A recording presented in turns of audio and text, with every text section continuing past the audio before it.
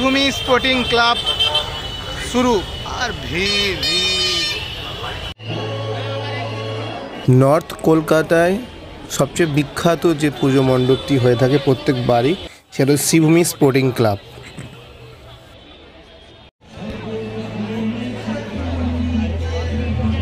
Sreebhumi sporting ক্লাবের এবছরের theme ছিল অঙ্করধাম মন্দিরটি, যেটি আমেরিকায় অবস্থিত।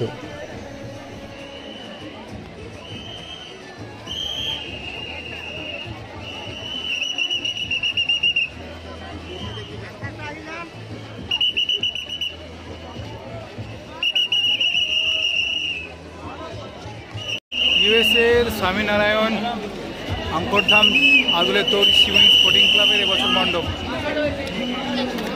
ক্যামেরায় অতটা সুন্দর আসছে না, কিন্তু অসম্ভব সুন্দর হয়েছে। সাইডটাতে এইটা,